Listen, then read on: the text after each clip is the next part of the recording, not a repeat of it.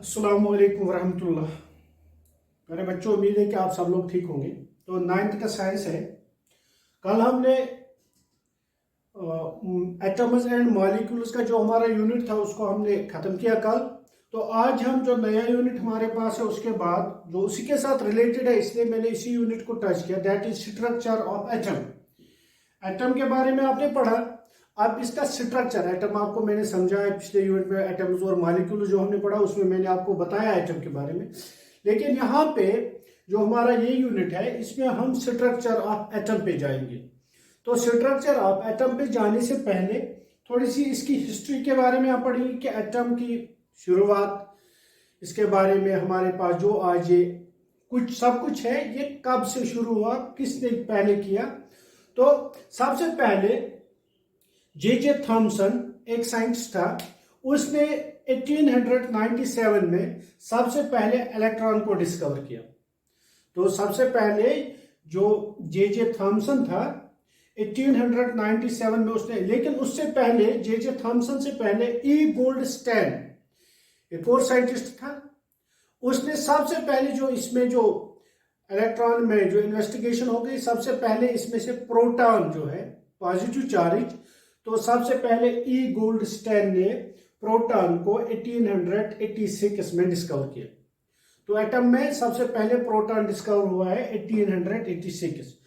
उसके बाद 1897 में जे थॉमसन ने इलेक्ट्रॉन को डिस्कवर किया, जे थॉमसन। और कैडविक ने 1932 में न्यूट्रॉन को डिस्कवर किया और ई रदरफोर्ड ने न्यूक्लियस को 1911 में डिस्कवर किया। सो दिस इज थोड़ी सी हिस्ट्री, इसके बारे में आगे हम फिर पढ़ेंगे। तो जो ई गोल्डस्टेन है, ये एक गैस कुछ काम कर रहा था किसी गैस पे, तो इसने देखा कि गैस से कुछ पॉजिटिव चार्जेस रिलीज होती है, तो उसने उन पॉजिटिव चार्जेस को कैनल रेज का नाम दिया, कैनल रेज, CANL। और आगे जाके इन्हीं कैनल रेज को प्रोटॉन्स का नाम पड़ा। तो सबसे पहले ई गोल्डस्टेन ने 1886 में प्रोटॉन्स को डिस्कवर किया। अब आते हैं उसके बाद जे थॉमसन। तो सबसे पहले जो एटम के बारे में थोड़ी सी डिटेल्ड रिसर्च की वो जे थॉमसन था। हालांकि प्रोटॉन डिस्कवर हुआ था, उसके बाद जे थॉमसन ने 1897 में इलेक्ट्रॉन भी डिस्कवर किया। इसी के साथ इसने इस एटम के बारे में कुछ मतलब पास्टुलेट्स, कुछ एक थ्योरी दे दी, एक मॉडल बनाया एटम का कि ये एटम जो है ऐसा होगा। तो हम देखेंगे इसने अपना जो मॉडल था वो क्या दिया था।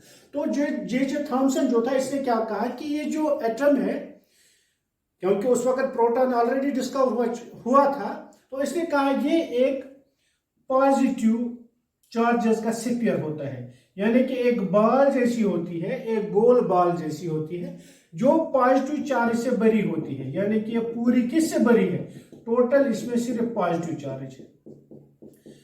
ये बॉल है, इसमें सिर्फ क्या है, पॉजिटिव चार्ज भरी हुई है और नेगेटिव चार्जेस इसमें कहीं कहीं फैले हुए हैं। मतलब ये पूरी बॉल है, ये क्या है, पॉजिटिव चार्ज है और इसमें नेगेटिव चार्ज जो है, ये जो इलेक्ट्रॉन्स हैं ये इसमें कहीं कहीं फैले हुए हैं। ऐसे जैसे आपने देखा होगा, आपने फेरिनी जो हम बनाते हैं घर में, खीर वगैरह, आपने देखा होगा, अगर वो खीर हम बनाएंगे, ये खीर जो है ये आपने प्लेट में डाली, तो प्लेट में पूरी ये खीर जो है, समझ लीजिए ये पॉजिटिव चार्ज है।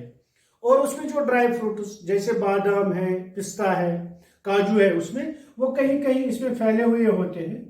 तो उसने बिल्कुल ऐसी ही मिसाल दे दी इसकी कि ये जो खीर है ये पॉजिटिव चार्ज है और उसके अंदर जो वो ड्राई फ्रूट्स हैं फैले हुए, दैट इज नेगेटिव इलेक्ट्रॉन्स। या इसकी एक और एग्जांपल हम ले सकते हैं, वाटरमेलन, तरबूजा आपने देखा होगा, तो जो उसका रेड इडेबल पार्ट होता है वो समझ लीजिए आप वो पॉजिटिव चार्ज है और उसमें जो सीड्स लगे हुए होते हैं वो आप इलेक्ट्रॉन समझ लीजिए। ये पहली बात उसने कही। एटम कंसिस्टेंस, क्या कहा इसने, atom consistence of a positively charged sphere.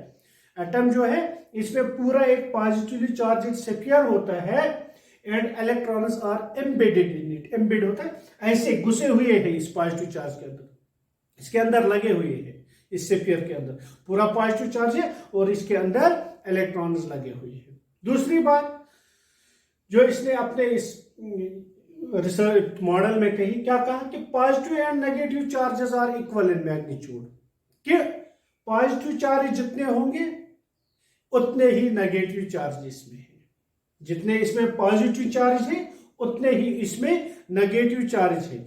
और टोटल में जो ये इलेक्ट्रॉन, ये एटम होता है, ये न्यूट्रल होता है, इलेक्ट्रिकली न्यूट्रल। पॉजिटिव अलावा जो आज भी हम जानते हैं कि ये बात बिल्कुल आज भी सही है कि जितने इसमें पॉजिटिव चार्ज होते हैं उतने ही उसमें नेगेटिव चार्ज भी होते हैं, और इलेक्ट्रिकली जो एटम होता है वो न्यूट्रल होता है।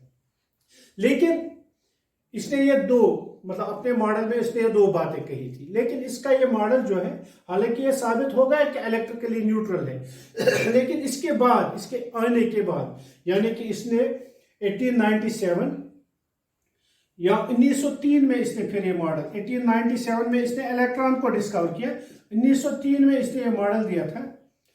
लेकिन इस मॉडल के आने के बाद फिर रदरफोर्ड है, उसने एक्सपेरिमेंट किया था। रदरफोर्ड ने जो एक्सपेरिमेंट किया उसमें जो देखा गया, रदरफोर्ड ने अपनी एक्सपेरिमेंट से, गोल्ड फॉइल एक्सपेरिमेंट उसको कहते हैं, अल्फा पार्टिकल स्कैटरिंग, तो उसने जो एक्सपेरिमेंट की उसमें जो ये थॉमसन ने कहा, यह साबित नहीं हुआ कि ये पॉजिटिव स्फीयर है, नेगेटिव है। जबकि वो हम देखेंगे कि उसने वो एक्सपेरिमेंट कैसे किया, तो उसमें वो ड्रॉबैक इसमें वहां पे ये जाके, जब आगे जाके साइंटिस्ट ने रिसर्च किया और एक्सपेरिमेंट्स की, तो जे थॉमसन का जो ये मॉडल था ये फेल हो गया। So it is about J Thomson जो मॉडल है। जे थॉमसन ने सबसे पहले मॉडल ऑफ एटम दिया था, J Thomson model of atom.